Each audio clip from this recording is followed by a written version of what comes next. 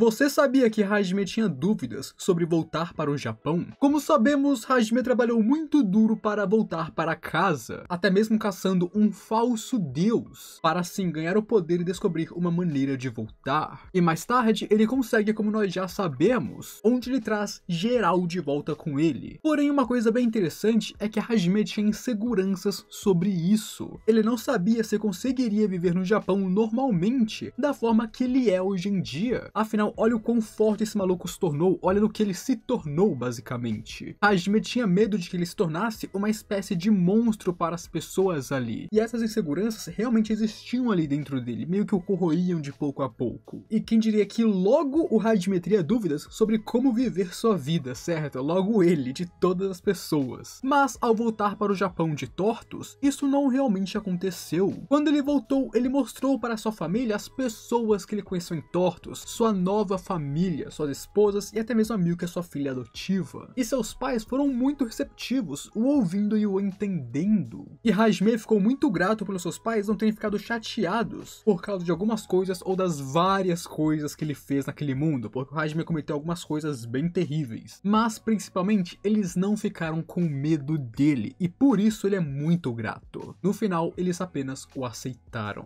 E bom, temos muitas coisas em Arifureta que você não sabe ainda e que deveria saber, e é claro que hoje eu venho contar isso pra vocês, porque eu sou o Diogo, dono do canal Greedy Animes, e te convido já a se inscrever aqui no canal se você não for inscrito ainda, porque eu tenho muito vídeo de Arifureta e de outros animes que eu sei que você vai gostar. E claro, deixa o likezão também para apoiar o vídeo.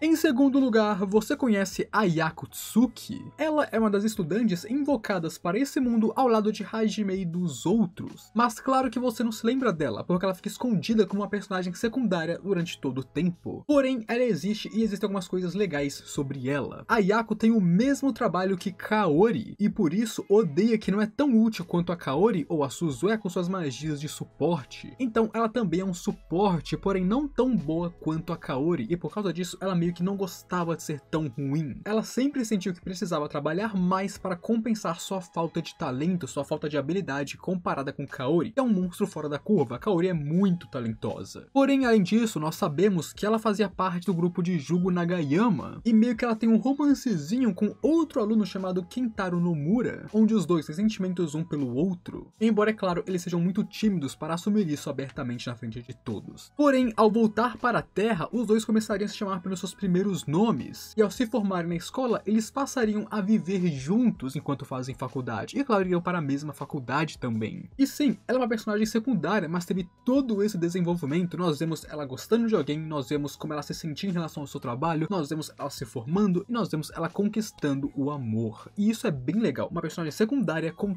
todo esse desenvolvimento. Em terceiro lugar, você sabia que Tio é uma das pessoas mais conscientes da obra? Tio é a pessoa que possui mais força mental no seu grupo inteiro, surpreendentemente. Sejam as esposas do Hajime ou o próprio Hajime, ninguém tem uma mentalidade tão forte quanto a Tio. E sim, essa dragoa pervertida supera o próprio Hajime em fortitude mental. Por causa disso, ela é bem estrita consigo mesma, nunca dando desculpas falsas ou negando quaisquer falhas que ela tenha cometido ou possua. E por isso, ela vai aceitar qualquer punição por atos que ela tenha cometido. Ou seja, se ela errar, ela vai se arrepender e vai querer ser punida de acordo. E foi essa força mental que ela possui que permitiu que ela superasse diversos desafios em sua vida. Principalmente os desafios mentais que acontecem dentro dos labirintos. Além disso, embora ela seja uma pervertida, isso é só para o Hajime. Ela é completamente leal ao Hajime e muito desrespeitosa com qualquer outro homem. Principalmente se esse outro homem menosprezou alguém do seu grupo, flertou com ela ou insultou Hajime. Porém, claro, mesmo sem essas coisas, ela não tem respeito por outros homens além do Hajime mesmo, ela só tem olhos pra ele. Mas desses tipos de caras, ela tem um desgosto especial, onde, por exemplo, é Kouki, ela realmente tem nojo de Kouki. Em quarto lugar, você se lembra desse cara Hansen? Não, completamente normal. Ele é o líder, ou melhor, ex-líder da maior companhia de escravos em Freydhof, que é o cara que estava em posse de Emil antes do Hajime a salvar. Agora você lembrou dele, desse esterco humano? Você sabia que a situação dele muda quando você compara o anime com a light novel ou mangá, onde são diferentes a maneira como esse cara é tratado, nas versões escritas, mangá e light novel, ele também é o líder da Freydhof, mas nos livros, a primeira aparição dele é quando Hajime e seus companheiros invadem e atacam sua organização para salvar a Mil, onde então ele seria morto pela Shia quando ela invade seu escritório, onde inclusive quando ela invadiu seu escritório, ele tentou persuadir ela e a Tio, tentando convencer elas a se renderem para ele, mas claro, a resposta de Shia foi uma martelada violenta em sua cabeça, ela despedaçou ele, foi um negócio doido. E então Tio queimou o resto dele com a sua magia de fogo, enquanto Shia ia torturando ele até que ele deu as informações sobre onde Mil estava. Então esse cara foi esmagado pelo martelo, despedaçado, queimado por Tio e torturado por Shia até que ele falasse onde que a Mil estava para que elas salvassem ela. E as duas foram um combo sem igual, o jeito que elas lidaram com esse cara foi insano. Porém no anime as coisas foram diferentes. No anime ele supervisiona pessoalmente o aprisionamento da Mil, e então, sabendo do perigo que ele estava contra o Hajime, ele tentou vender ela rapidamente em seus leilões antes que Hajime o eliminasse com 3 tiros na testa. E então o jeito que ele foi tratado na light novel e no anime foi bem diferente. E claro, no anime ele teve mais tempo de tela, ele foi mais um vilão. No mangá e na light novel, ele foi um vilão, mas ele apareceu muito pouco antes de ser torturado e morto. No anime não, ele tava lá sendo um vilão na frente de todo mundo até que o Hajime eliminou ele. Embora como ele foi eliminado na light novel seja mais legal. Em quinto lugar, você sabia que Liliana vai entrar para o harem do Nagumo? De início, Liliana nunca chegou a conversar ou interagir com Hajime quando ele chegou em Tortos. E isso porque naquela época o resto do reino estava ignorando ele porque ele era fraco. Mas naquela época ela ainda tentou fazer algum esforço para falar com ele. E eu queria saber como que isso funciona. Ela se esforçou para tentar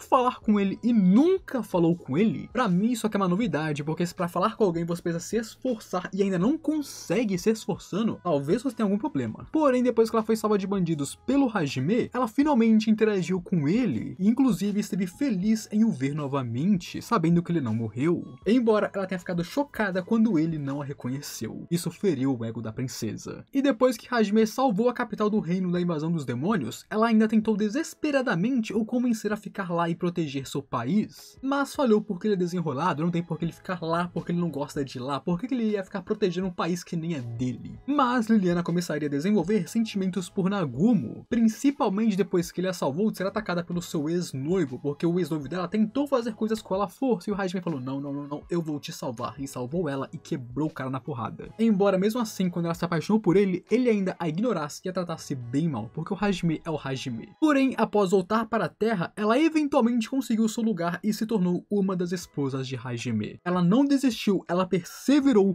e conseguiu se juntar ao harem. Em sexto lugar, você sabia que a Hydra com quem Hajime lutou era o bichinho de estimação da Shni? Basicamente, a Hydra foi criada há muito tempo na época dos deuses. Ela foi feita para guardar um artefato muito poderoso chamado Olhos de Hit. Mas a Hydra e seu tesouro acabaram sendo descobertos pela Igreja Sagrada há muito tempo, durante algumas escavações em minas dentro do reino. E claro, vendo aquilo, o bispo queria usar aquele artefato para o bem da igreja, porque o cara já cresceu o olho, ele viu aquilo e falou, aquilo ali tem que ser meu e da igreja. Porém, eles foram incapazes de pegar aquele tesouro por causa da Hydra protegendo ele, e ela era muito forte. Então o que eles fizeram foi construir uma espécie de domo em volta do salão onde a Hydra estava, querendo os proteger e os manter ali longe de qualquer outra pessoa até descobrir o que eles fariam para conseguir aquilo para eles, porque como eu disse, eles são gananciosos e queriam muito. Porém, os libertadores acabariam finalizando esse bispo e seus cavaleiros em uma batalha que destruiu legal as coisas ali. Tudo foi pro brejo, a barreira, o templo, tudo. E claro, porque tudo foi destruído, uma cratera gigantesca foi criada aonde a batalha aconteceu, e isso foi logo em cima da Hydra. E a Hydra, que não era um alvo nem nada de todos, acabou sobrevivendo a essa batalha. Ela estava lá no fundo da cratera, onde ela foi descoberta pelos libertadores. E claro, porque ela foi descoberta por eles, ela foi pega por eles também. E assim, enquanto construíam o labirinto de Oscar, o labirinto de Orcus, a Hydra se tornou a familiar de Shni, onde Shni usou sua magia nela e a deixou mais inteligente, a acolhendo como um pet basicamente. E então mais tarde, eles usariam a Hydra de estimação para criar uma nova Hydra. Usou sua Hydra como base para criar a Hydra que protegia o 100º andar do labirinto de Orcus. Então a Hydra contra quem o Hajime lutou foi baseada e feita em cima da Hydra original que existiu há muito tempo e que os libertadores tinham como pet. E sim, eu sei que é uma doideira insana, mas isso aconteceu. Agora, você sabia que depois da morte de Catleia, ela ainda foi usada como marionete por outras pessoas? Aqui eu te explico isso, então assiste aí na moralzinha que ficou muito bom.